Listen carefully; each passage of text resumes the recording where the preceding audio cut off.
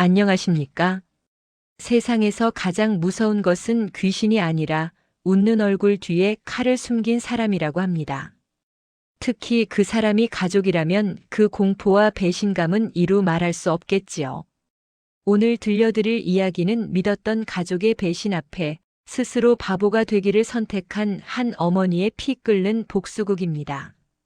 이 이야기는 작가의 상상으로 재구성된 허구 픽션입니다. 하지만 부디 이 이야기 속에서 진실의 무게를 느껴보시길 바랍니다. 치매에 걸린 척 연기하며 자식들의 민낯을 지켜본 1년. 과연 그녀는 무엇을 보았을까요? 이야기 시작합니다. 청담동의 고급 빌라. 70대 후반의 자산가 박옥분 여사는 거울 속에 자신을 응시하고 있었다. 평생 남편과 함께 동대문 시장 바닥에서 구르고 깨지며 일궈낸 수백억 대의 자산. 남편이 떠나고 홀로 남은 그녀에게 최근 불길한 소문이 들려왔다. 큰아들 내외가 자신의 재산을 노리고 뒤에서 노인네가 빨리 안 죽나라며 구판까지 벌였다는 이야기였다. 설마 했다. 내 배 아파 낳은 자식인데. 박 여사는 결단을 내렸다. 내가 눈을 뜨고 있으면 너희가 가면을 쓸 테니 내가 눈을 감아주마. 어디 한번 진짜 너희를 보여다오. 그녀는 대학병원 정신과 전문의인 조카를 찾아가 은밀한 부탁을 했다. 그리고 며칠 뒤 가족들이 모인 자리에서 그녀는 밥상에 숟가락을 집어 던지며 허공에 대고 소리쳤다. 영감, 왜 이제 왔어? 밥 줘, 밥. 자식들의 눈이 휘둥그레졌다. 박 여사의 완벽한 치매 연기가 시작된 순간이었다. 어머니가 알츠하이머라니요? 큰아들 강준석은 충격받은 표정을 지었지만 박 여사는 곁눈질로 보았다. 그의 입꼬리가 미세하게 올라가는 것을. 맏며느리 최미희는 더 가관이었다. 아이고 어머니, 어쩌면 좋아. 라며 통곡했지만 눈에는 눈물 한 방울 없었다. 그녀는 남편의 옆구리를 찌르며 눈빛을 교환했다. 그 눈빛은 명확했다. 드디어 기회가 왔다. 그들은 박 여사를 자신들의 아파트로 모시겠다고 했다. 효도가 아니었다. 박 여사의 인감 도장과 통장을 관리하기 위한 감금이나 다름없었다. 반면 둘째 아들 내외는 소식을 듣자마자 달려와 박 여사의 다리를 붙잡고 펑펑 울었다. 사업 실패로 월세방을 전전하는 둘째 아들 강준호와 며느리 이수진. 수진은 퉁퉁 부은 눈으로 말했다. 형님, 형편 안 좋으신 거 알아요. 저희가 모실게요. 좁은 집이지만 어머니 마음 편하게 해드리고 싶어요. 하지만 맏며느리 미희가 코웃음을 쳤다. 동서 주제 파악 좀 해. 그 좁은 단칸방에 어머니를 모신다고? 냄새나게? 우리가 모실 테니까 신경 꺼. 박 여사는 멍한 표정으로 침을 흘리는 연기를 하며 생각했다. 그래, 미희 내 집으로 가마. 호랑이 굴로 들어가야 호랑이를 잡지. 박 여사는 큰아들 집 강남의 60평대 아파트로 거처를 옮겼다. 겉보기엔 화려했지만 박 여사에게 배정된 방은 북향의 가장 구석진 골방이었다. 창고로 쓰던 방이라 퀴퀴한 곰팡이 냄새가 났다. 어머니 여기가 아늑하고 좋죠? 옛날 생각나고. 미희는 웃으며 방문을 밖에서 잠글 수 있는 잠금 장치를 달았다. 어머니가 밤에 돌아다니시다가 다치실까봐 그래요. 그것은 보호가 아니라 사육의 시작이었다.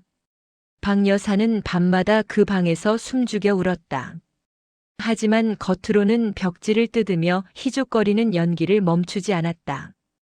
본격적인 학대는 식사 시간부터 시작되었다. 아들과 손자들이 있을 때는 갈비찜에 조기구이가 올라왔다. 미희는 직접 고기를 발라주며 어머니, 아하고 떠먹여주는 신용을 했다. 하지만 남자들이 출근하고 학교에 가면 식탁 풍경은 180도 바뀌었다. 미희는 냉장고에서 며칠 된 쉰내가 나는 반찬과 찬밥을 개 밥그릇 같은 플라스틱 대접에 담아 던져주었다. 먹어. 흘리지 말고. 아우 노인네 냄새. 박 여사는 손을 덜덜 떨며 밥을 먹었다. 어느 날은 국에 미희가 뱉은 침이 섞이는 것을 보았다. 박 여사는 억장이 무너졌지만 그 밥을 꾸역꾸역 삼켰다. 먹어야 한다. 먹고 살아서 이 원통함을 갚아야 한다. 유일한 숨구멍은 일주일에 한 번 맏며느리가 외출할 때 몰래 찾아오는 둘째 며느리 수진이었다. 수진은 경비실 눈을 피해 뒷문으로 들어와 품속에서 따뜻한 전복죽 보온병을 꺼냈다. 수진은 박 여사의 거친 손을 잡고 눈물을 뚝뚝 흘렸다. 그리고 맏며느리가 제대로 씻기지 않아 진물은 박 여사의 발을 닦아주었다. 박 여사는 수진을 알아보지 못하는 척하며 누구쇼? 예쁜 처자네. 라고 중얼거렸다. 수진이 돌아갈 때 박 여사는 그녀의 주머니에 꼬깃꼬깃한 사탕 하나를 몰래 넣어주었다. 맏며느리 미희의 의심은 집요했다. 혹시라도 치매가 아닌지 의심스러울 때마다 그녀는 잔인한 테스트를 했다. 뜨거운 국물을 일부러 박 여사의 손등에 쏟고 반응을 살피거나 박 여사가 아끼던 남편의 사진을 눈앞에서 찢어버리기도 했다. 박 여사는 손등이 데어 물집이 잡혀도 비명 대신 히히 따뜻하다라고 웃어야 했고 남편 사진이 찢길 때는 종이 쪼가리네 하며 무심한 척해야 했다. 그날 밤 박 여사는 이불 속에서 찢어진 사진 조각을 맞추며 피가 나도록 입술을 깨물었다.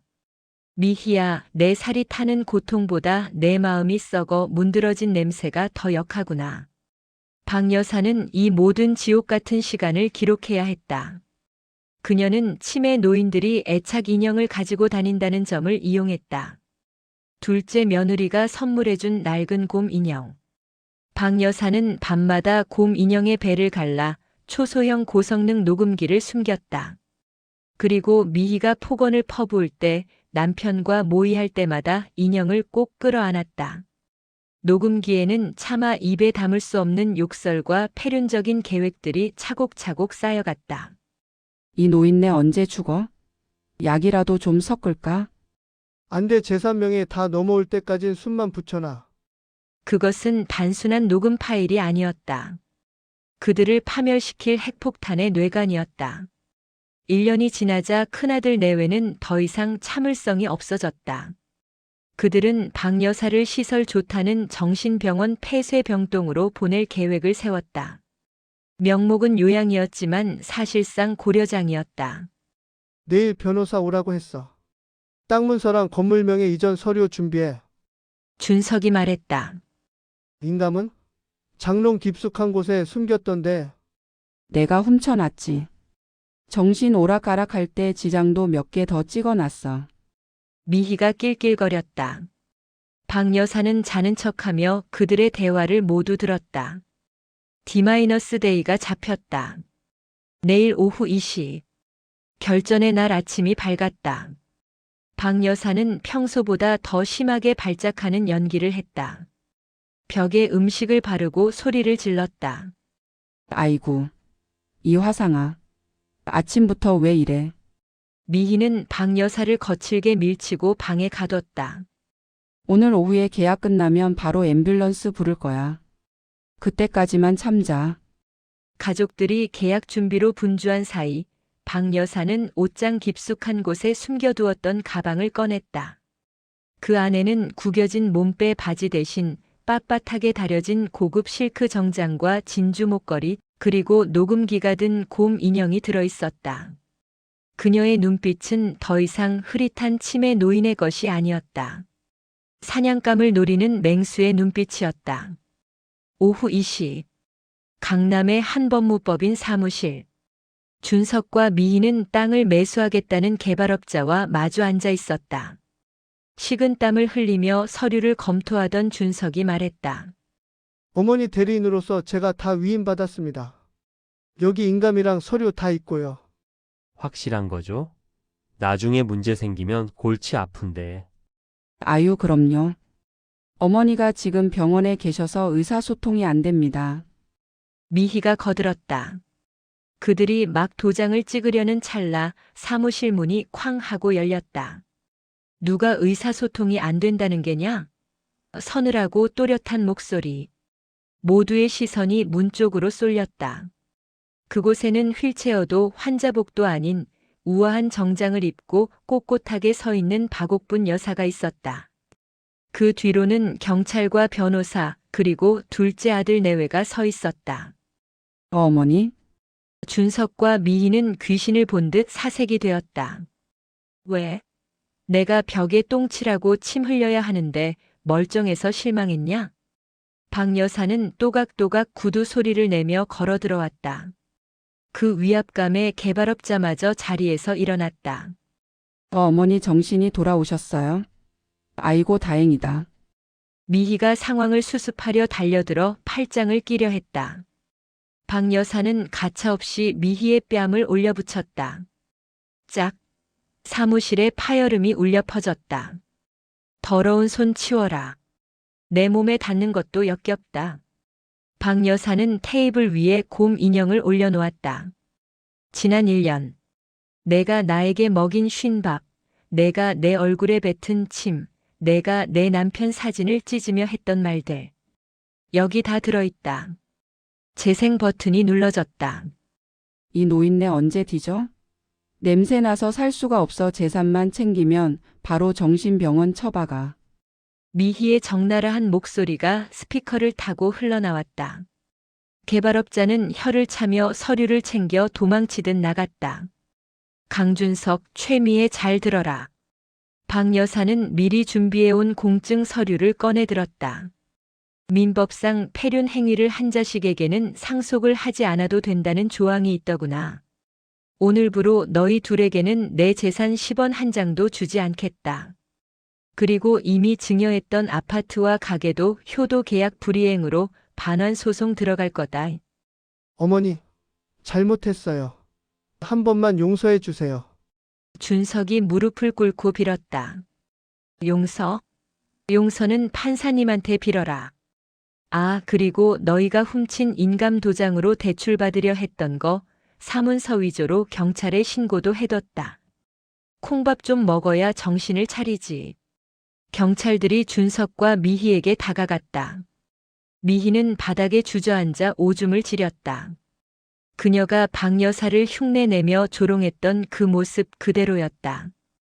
경찰차에 실려가는 형과 형수를 보며 둘째 아들 준호는 눈물을 흘렸다. 어머니, 왜 말씀을 안 하셨어요? 얼마나 힘드셨어요? 박 여사는 둘째 며느리 수진을 안아주었다. 수진아, 내가 가져다 준 전복죽 맛을 잊을 수가 없구나. 그게 나를 살렸다. 박 여사는 변호사에게 새로운 유언장을 작성하게 했다. 내 모든 자산은 사회에 환원한다. 단 장학재단을 설립해 운영권은 둘째 며느리 이수진에게 맡긴다. 그리고 남은 여생은 너희 집 근처에 집을 짓고 살고 싶구나. 수진은 박 여사의 품에 안겨 엉엉 울었다. 돈 때문이 아니라 시어머니의 그 고단했던 연극이 너무나 가슴 아파서였다. 1년 후, 교회의 한 전원주택.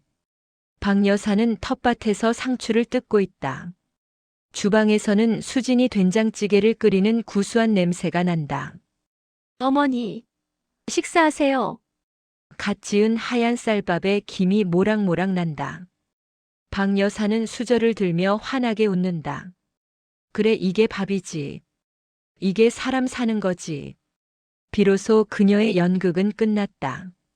가짜 치매 환자였던 그녀는 이제 진짜 행복한 할머니가 되었다. 탐욕을 버리고 진심을 택한 자에게 찾아온 평화였다. 창밖에는 따스한 햇살이 내리쬐고 박 여사의 눈가는 더 이상 슬픔으로 젖지 않았다. 여러분, 오늘 이야기 어떠셨나요? 박 여사의 1년간의 연극은 우리에게 묻습니다. 당신 곁에 있는 사람은 당신의 무엇을 보고 있습니까? 당신의 재산입니까? 아니면 당신이라는 사람 자체입니까? 효도는 물질이 아니라 마음에서 나오는 향기입니다. 부디 오늘 하루 내 곁을 지켜주는 소중한 사람들에게 따뜻한 말 한마디 건네는 시간이 되시길 바랍니다. 정의는 반드시 승리합니다. 늦게 올지는 몰라도 결코 길을 잃지는 않습니다. 오늘 이야기가 가슴 시원한 사이다와 감동을 드렸다면 구독과 좋아요, 알림 설정 꼭 눌러주세요. 여러분의 응원이 더 좋은 이야기를 만드는 큰 힘이 됩니다. 저는 다음 시간에 더 놀랍고 감동적인 사연으로 찾아오겠습니다. 감사합니다. 늘 건강하세요.